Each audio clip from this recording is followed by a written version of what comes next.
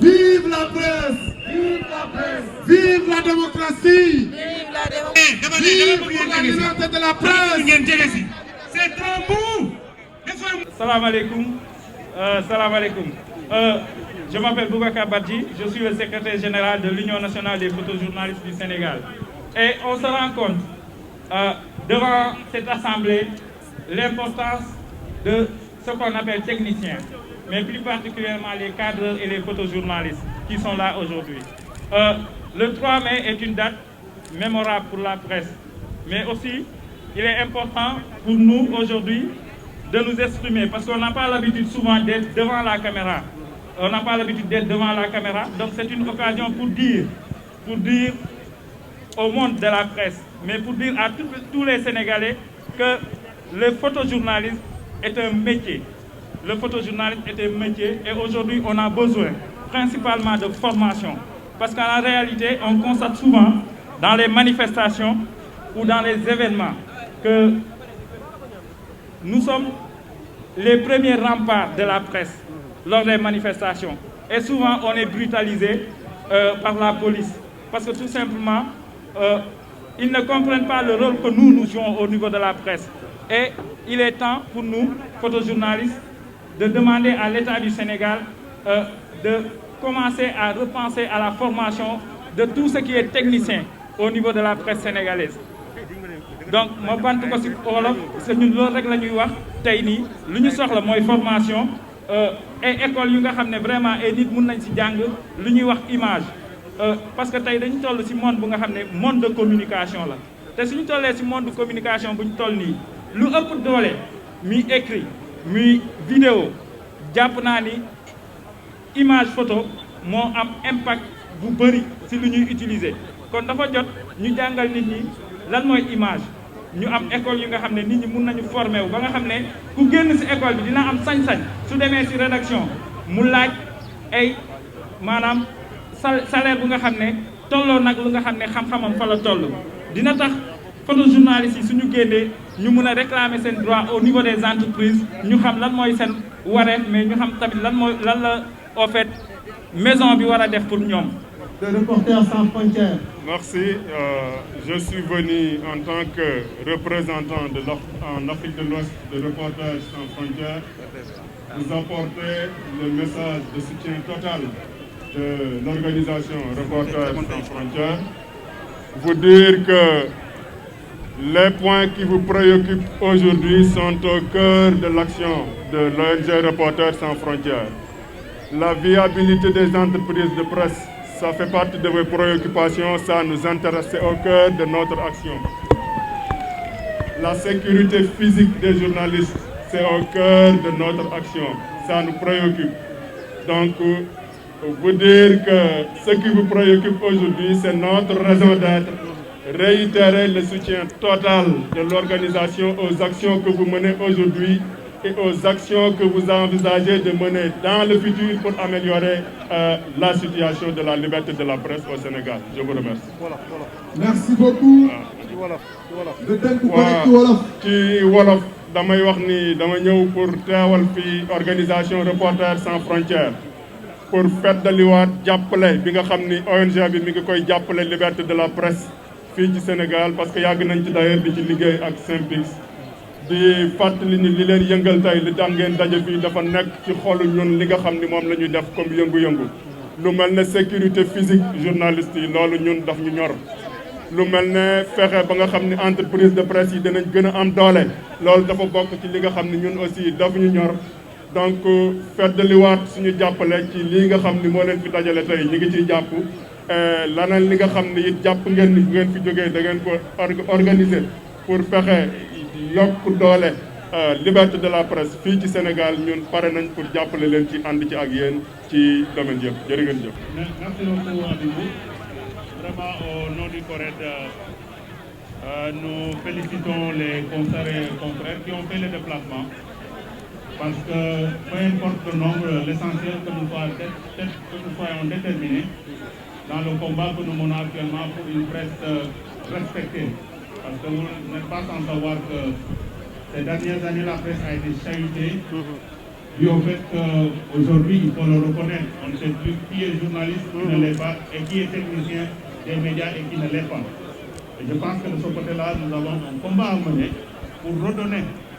à la presse ses lettres de noblesse. Vous savez, quand j'ai vu les anciens, comme les Tidiane Kassé et les autres que je ne peux pas citer, ça montre que nous avons hérité d'une presse de qualité. Donc nous qui sommes les plus anciens, nous devons faire en sorte de léguer cette même presse-là à nos plus jeunes. Je pense que c'est ça qui nous réjouit ce soir, qui nous réjouit aujourd'hui, de voir qu'il y a un savant dosage entre les plus anciens et les plus jeunes. Et c'est le message qu'on voudrait passer. Continuons à être soudés. Ne nous jetons pas l'anathème, parce qu'il ne sert à rien de mettre l'accent sur notre travers. C'est bien, c'est notre rôle en tant que collègue. Mais vous savez, le cadre que je dirige fait de sorte que nous lavions le linge sale en famille. Et ça, nous ne le réussirons qu'avec l'apport de tout le monde. Et heureusement d'ailleurs que tout le monde... de presse yu bari. man représenté wu ma fi patron de presse man journaliste la. Mais c'est pas évident quand même. mais lépp lu ma mën a am ci àddina statut journaliste moo ma ko gënal leneen li yëpp day ñëw tegu voilà donc je suis là en tant que journaliste pour célébrer la liberté, pour dire non aux menaces qui pèsent sur nos libertés ak fu mu mënta jóge mu jóge ci nguur mu jóge ci ay forces sociales mu jóge ci ay forces politiques mu jóge ci ay forces yoo xam ne ñu ngi dans les cercles des marabouts ak fu mu mënta jóge dañoo war a wax déedéet tey suñu bés la te dañ ko war a wane. voilà gis nañ ne kat licenciement yi bëri woon na lool si période Covid-19 bi mais dañoo gis ne carrément li nga xamante ne mooy la presse sénégalaise ñoom macha allah jéem nañu maintenir le cap. moo tax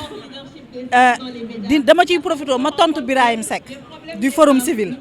Il a tenu un discours boo xam ne pour man war bu xamoon le milieu de la presse bu waxee noonu Covid-19 bi daf ñu rey ba ñu dee. Il y a un moment on a perdu presque 76% de notre chiffre d'affaires mais dégguloo benn entreprise de presse mu licencier mbaa mu wàññi salaire ay employés les gens sont restés dignes et pourtant accompagnement yi nga xam ne yeneen secteurs yi am na ko ñun amuñu ko voilà. dañoo ne rek waaw baal nañ leen impôt ak yenn cotisation sociale yi mais loolu c'est peanut, ça ne veut rien dire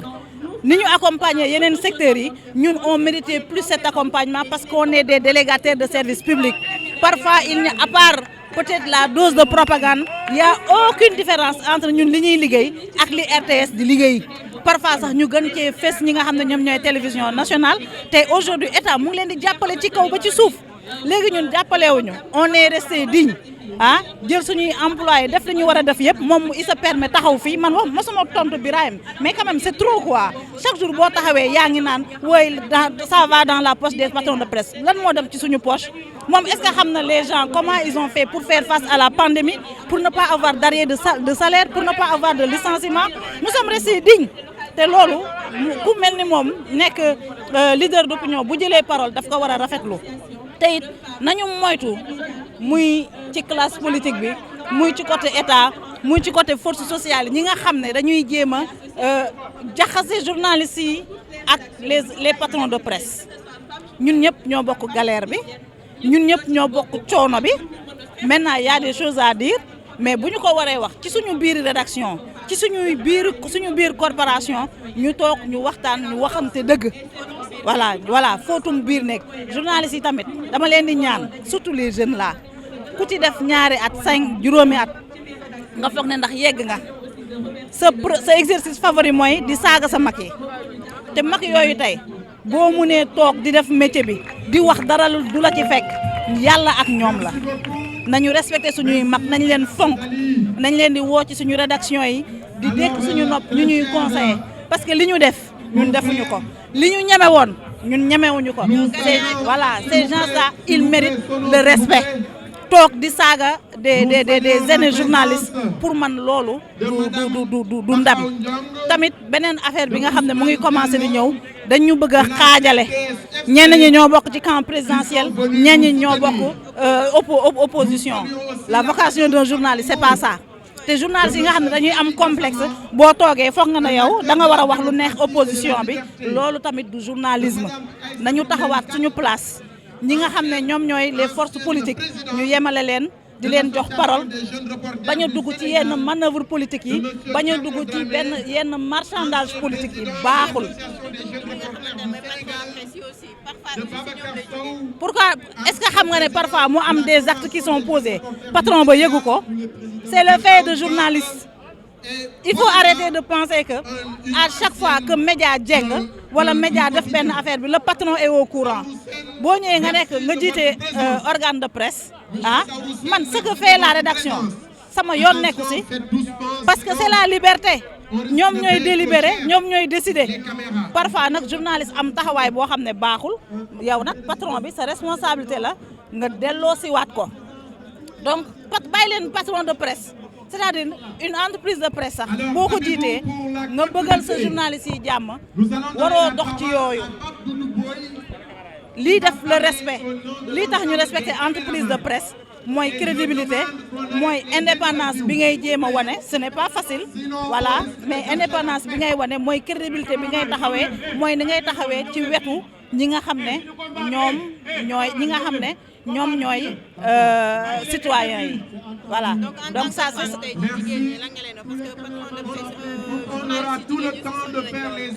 jigéen ñi nañu góorgóorlu jigéen ñi nañu bàyyi bu 5 heures jotee ñu foog ne dañoo war a wàcc journaliste amul heure journaliste dafa war a taxaw journaliste il doit être présent bu ñu ko soxlaa bu ko information soxlaa jigéen ñi nañu xeex pour accéder aux organes de délibération loolu laa leen mën a wax ñu ngi leen di woo fële. waaw suñu taxawaay mooy comme ni ñu ko doon defee fan yii yëpp ci réunion yi ñu doon def parce que lii ñun dañu bokkoon ci ñi ko doon togg di ko préparer ba tey ñu egsi fii donc taxawaay bi rek mooy ñëw dooleel presse sénégalaise fexe ba aussi bépp engagement boo xamante ne waraloon nañ ko ak la presse ñu ñëw matal ko. parce que ñun dañu am association boo xam ne moom moo ëmb techniciens yi ne ci média yi donc loolu moo waral tey ñu ñëw fii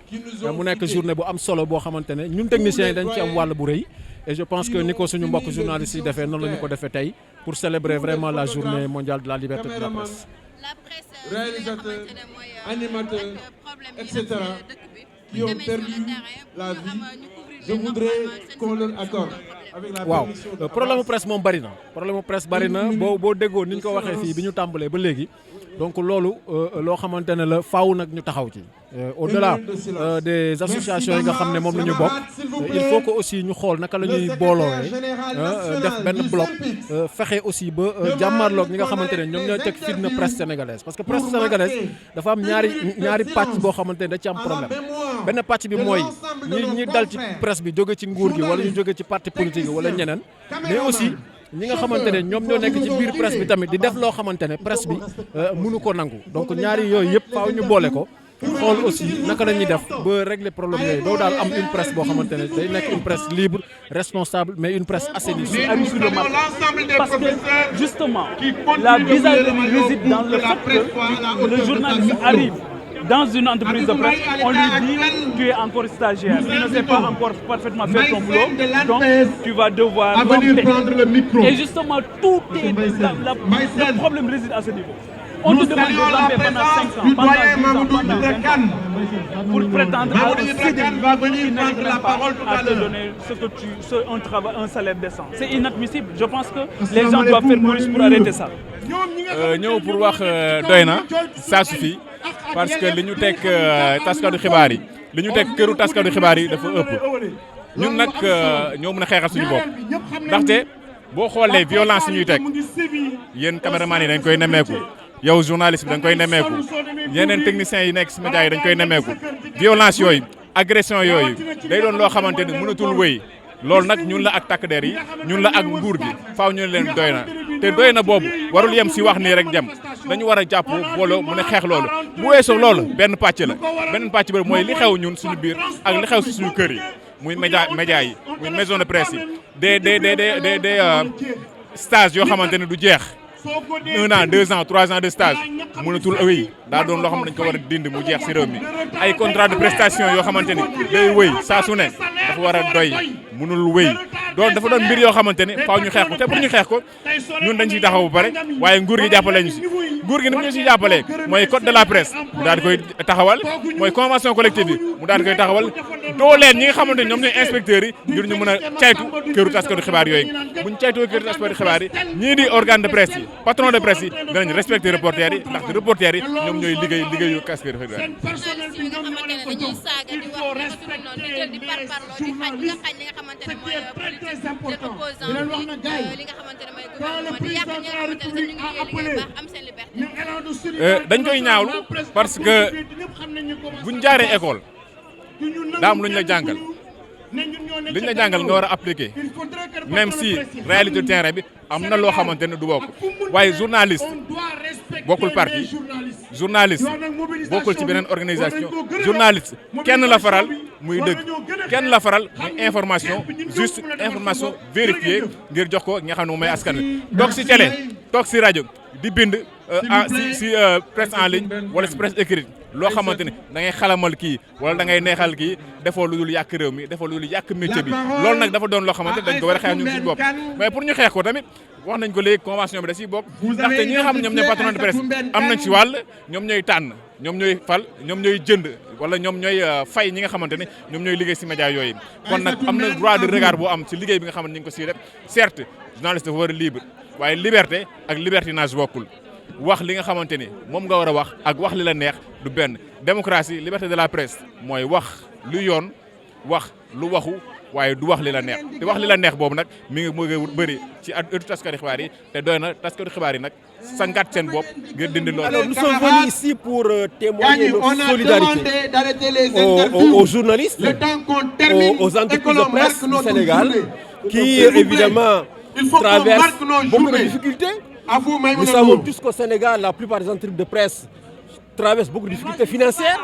parce que simplement le marché sénégalais, n'est-ce pas, en termes de publicité est un marché très étroit. La vente des journaux également ne rapporte pas beaucoup aujourd'hui au Sénégal. Donc il est important que l'État comprenne que l'entreprise de presse ne peut pas être considérée comme les autres entreprises. Il faut que l'entreprise ait un statut particulier qui, évidemment, favorise son éclosion parce qu'elle est importante, la presse est importante dans une société démocratique. Toutes les avancées qu'on a connues depuis l'année 2000, si depuis les élections de 2000, on a pu savoir dès le soir qui a gagné, ou dès le soir si on aura un deuxième tour ou pas, c'est grâce à la presse. Donc elle est importante, il faut qu'on la soutienne, il faut surtout qu'on l'aide également à surmonter les menaces, n'est-ce pas, qui pèsent contre elle. Les derniers événements ont montré que la presse avait beaucoup d'ennemis. On a vu des personnes attaquer des groupes de presse parce qu'ils pensaient que ces groupes étaient du côté de l'État. On a vu aussi l'État couper le signal de Walfadjri, couper le signal de Sen TV, simplement parce que ces médias informaient les Sénégalais de ce qui se passe sur le terrain. Nous pensons que ce sont des menaces extrêmement graves. Et il faut que les citoyens se mobilisent, n'est-ce pas, pour préserver les médias, préserver leur viabilité, parce qu'on en a besoin pour l'avancement démocratique du pays. waaw dafa ñëw rek pour wane suñu soutien ci presse Sénégal presse Sénégal mi nga xam ne joué na rôle bu am solo pour avancement démocratie du Sénégal wax naa ko ci nasaraan su dee depuis élection 2000 saa yu ngoon jotee rek xam nañu kan moo gagné wala kan moo wala deuxième tour du am wala du am loolu médias yi ñoom ñoo ko tax médias yi ñoo tax Sénégalais wóolu processus électoral ba yeneen fitna yi du am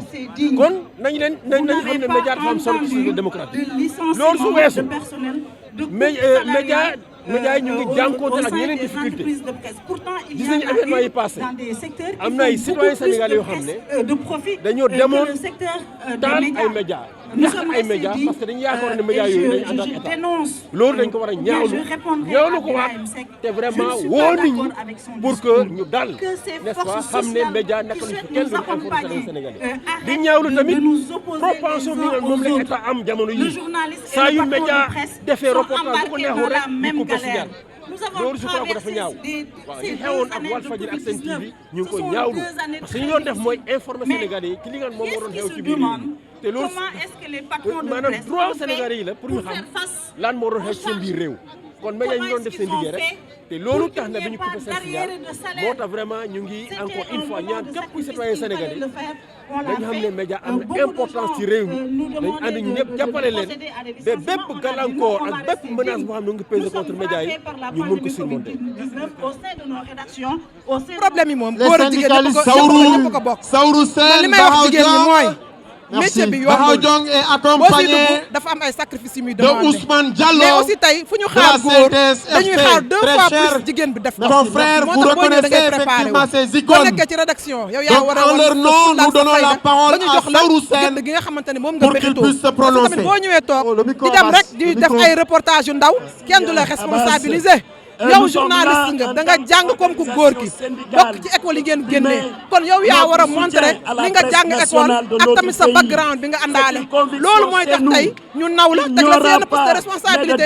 tey nga bañ naan jigéen laa du ma dem fii jigéen laa voilà non munoo bëgg responsabilité ba pare bëgg ay faveur journaliste dafa demander engagement demander abnégation jigéen nag da nga ko war a xam boo ci xasee nekk lu bëri da nga koy bàyyi loolu moom dëgg la sacrifice bi nag da nga koy def pour tey atteindre yenn niveau yi pour tey am yenn axe responsabilité yi. li ñu war a def faire les choses à l'endroit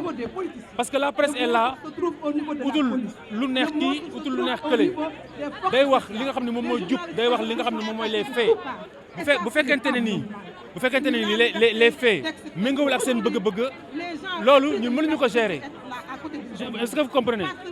donc tout ça pour dire que en tant que journaliste on va continuer à refuser la loi de la pensée unique on va continuer à faire notre travail sur la base des chartes qui régissent notre métier te loolu kese mooy li nga xam ne moom moo ñu tënk mais du ay intimidation du leneen alors xam nga de façon générale këru tas xibaar yi peut-être réalité yi bokkuñu mais ku nekk ci wàllu wa nga féete war nga xool li nga xamante ne nii moom mooy eh bien li gën ci sa équipe nga def ko parce que li ëpp solo pour performance mooy humainement nit ñi sentir seen bopp ci li ñuy def donc je pense que ñi nga xam ne matalewuñu ko ñu ngi leen di oo pour ñu matale ko parce que c'est important képp koo xamante ne nii jaar nga si xam nga ni c'est très très important ñu matale loolu.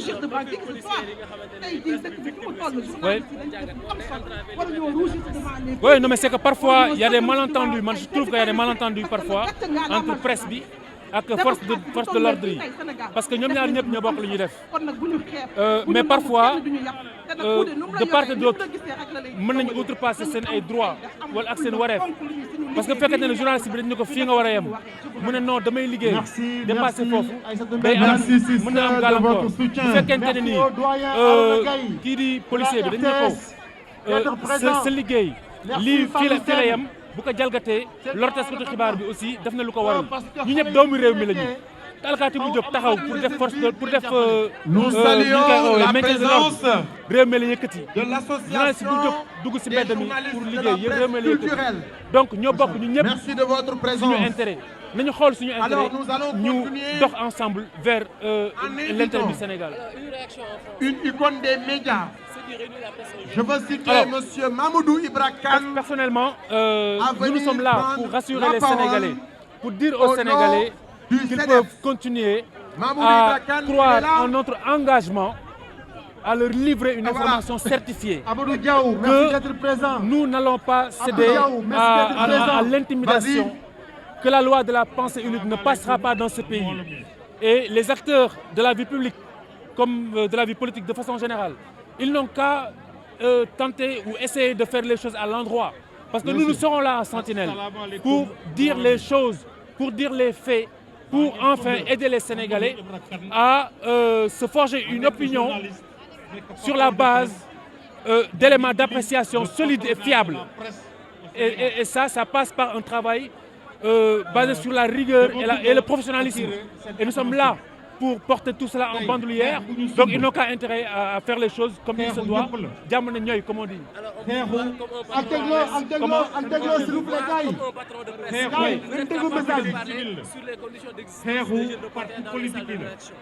alors, moi je pense fondamentalement que c'est certainement au cas par cas. Donc les organes de presse qui n'ont pas encore pris les dispositions nécessaires pour mettre le reporter, la rédaction dans de bonnes conditions. Moi, je les appelle à s'aligner. Parce que de toute manière, pour avoir une performance, il faut absolument privilégier la condition de l'individu, sa condition, je veux dire de façon générale, au plan moral, au plan matériel et au plan humain. Donc, on ne peut pas donner aux gens des moyens de niveau 5 et leur demander des résultats de niveau 10. Merci beaucoup. Ginnaaw bi ma la nuyoo ma nekk journaliste également bokk ci convention des jeunes reporters du Sénégal mu nekk convention boo xamante ne dara waralu ko lu dul xeex ak yelleef ñi nga xamante ne ñoo di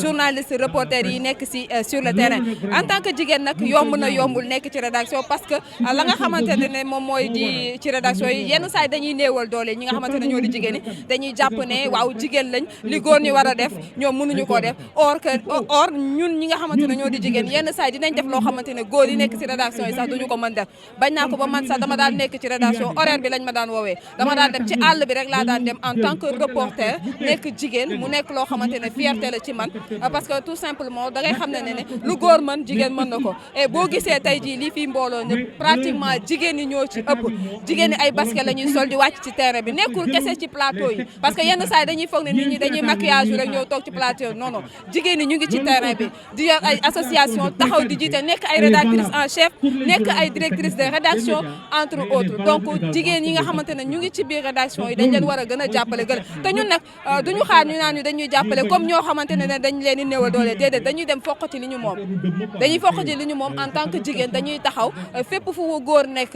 la mu waxee bu waxee ñu wax ci seen wet wan leen ne ñun aussi ci la ñu bokk ay jigéen lañ waaye jigéen yu mën góor jigéen yoo xamante ne dañuy bañante dañuy jaayante rien que pour corporation bi parce que nag dañ koy def par passion ndax liggéey boo koy def ak amour rek yàlla dala ciy jàppale donc ay jigéen yu mën góor rek ñoo nekk ci terrain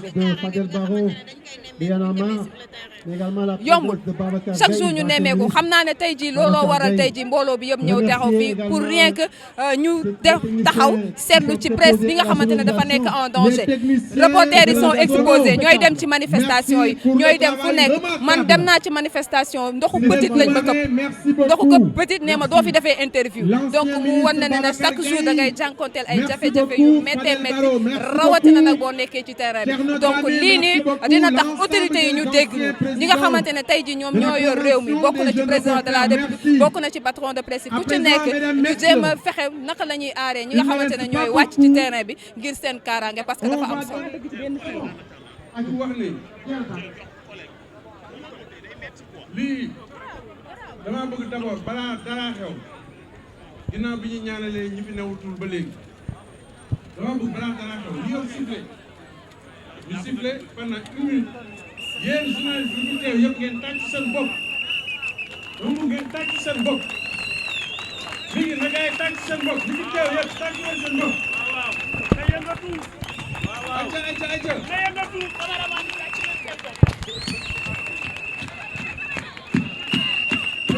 na gën a fort waaw jërëjëf jëf xam nga lu tax may leen ngeen tàcc seen bopp est-ce que xam ngeen lu tax may leen ngeen tàcc seen bopp parce que yéen journalistes yi yéen techniciens yi yéen caméraman yi yéen photographes yi yéen reporters yi yéen réalisateurs yi yéen monteurs yi ñu ci bëri ci réew mi dañu ñoo commencé yàpp ñu ci bëri ci réew mi gisatuñu suñu njëriñ ñu ci bëri ci réew mi ndax léegi nag internet dafa am ak YouTube jàpp nañu ñoo ma yem te mbir yi dafa am différence da ngeen a jàng comme ñëpp ami diplôme comme ñëpp mënoon dem def beneen métier comme ñëpp ngeen tànn ne da ngeen def journalisme li mu laaj ci sacrifice yëpp ngeen koy def kon li ñu warloog yéen li ci njëkk mooy worma te worma bi dafa commencé deñ journée bi loolu moo ko principalement loolu moo tax ñu def pour que yéen xale yi ngeen xamante xam seen doole xam ne métier bi ngeen bokk du métier comom soxna si sa loxo bi bu ko defee nag ngeen gën a mën a jël seen responsabilité ngir ëllëg loolu jikko njëkk a andi ñaareel bi dafa am ñaari liberté yoo xamante ne ay liberté fondamentale nañu te dañu commencé nasax liberté d'expression journaliste képp kuy liggéey ci wàllum journaliste liberté d'expression sa deret la nekk munoo xoolee fu ñu koy fàggagalee képp ku nekk journaliste liberté de presse dafa nekk sa biir deret moo tax bu ñu xoqatalee sa moroomu journaliste wala ñu tooñ sa moroomu journaliste wala ñu ñàkkal fayda sa moroomu journaliste wala ñu ñàkkal ko doole bu fekkee da ngay toog fa nga toog naan ah non man sama nekku ci moom c'est son problème yaa ngi wax sa musiba ndax bu ëllëgee sa kaw lay dal te bu dalee sa kaw bu gaay yi boolawul xëy na làmbaay dina ñaaw donc ñaari liberté yooyu nañ ko fonk mais liberté tamit buñ ko fonkee mooy waral lépp lu ñuy kaas ñu koy kaas moo tax ñu ne loi sur la publicité la ARCA au lieu du CNRA loi d'accès à l'information respect de la convention collective des journalistes respect de la convention collective des journalistes journalisme yàlla moo ko dogal noonu la doxee suñu réew xam nga fii Sénégal dëkku waxaale la gars yi yéen a ngi may xel mais journalisme li leen di fay seen payoor dafa am këyit bu ñu ko rëdd neewuñu du waxaale bu mu am de mais dañ ne waxaale bi même buy am fii la war a sukkandikoo maanaam le minimum salarial foofu la nekk yaa xëyti mais sa waay mbir mi dafa metti ana Ousmane caméraman Ousmane dem mais Pikine la dëkk ginnaaw fële saf baar mu war fa jóge ñëw bërëbu liggéeykaayam loolu rek téeméer la bu fekkee day jël kaar téeméer wala 700 bu yegsee foofu war a dem liggéey bu wàccee war a waat ñibbiwaat ñaata la du 1400 diggante bi dina wax téléphone xanaa dina lekk midi dina naan dina xaw a régler benn problème waaw léegi kooku bu fekkee ni da nga koy fay 50 000 wala 60 000 di ko doon ay stage rek stage en 2020 stage en 2010 stagiaire en 2012 stagiaire en 2014 stagiaire en 2018 stagiaire en 2020 mais sa waay yow kon yow mii def loolu amoo xol parce que diggante bi bu fekkee ni yow média bi mais non non non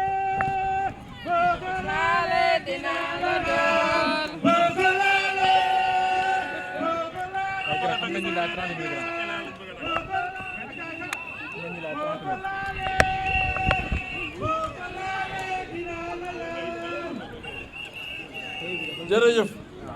jërëjëf Samb xam naa ne bi mu doon laalit balaa ngaa ñëw enfin bref li ma bëgg wax foofu mooy médias yi journalistes yi étudiants yi patrons yi ñun ñëpp ñoo bokk même famille nañu ànd di xeex mais bu ñu xeexee ba mu commencé sotti nañu gestu gaa yi nekk ci suuf loolu tamit il faut mu am en grand ñaa il faut que muy am xeex bi ñu war a xeex mooy nañu fexe ba mu am une nouvelle loi sur la publicité bu ko defee publicité bi di dem ci médias privés yi ndax médias publics yi dañuy jot subvention bu jóge ci état bu demee foofu xëy na mu gën a wasaaroo mais it bu ñëwee foofu waxuñu gars yi jël ko def ko seen poche nañu xoolaat seen i gars yi ñu liggéeyal jënd ay oto yu bees jënd ay kii comme ni ko suñu grand yi doon defee à l'époque.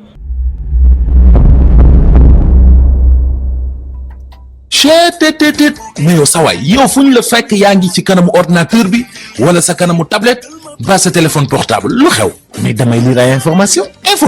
waaw xoolal boo bëgg am ay information yu leer nañ et en temps réel duggal ci www.senegal7.com ay information yu wóor man de maa ngi application Sénégal 7 lépp lu xew dama koy jot ci sama téléphone ci tàng bi te nag application Sénégal 7 am ko yomb na da ngay dugg ci Play Store wala Apple Store nga télécharger ko rek xam li xew ci réew mi ak la xew ci bitim réew te nag dara du la ci umpu. Vous voulez des informations en temps réel? Cliquez sur www.senegal7.com. Sénégal 7, le roi de l'information en temps réel.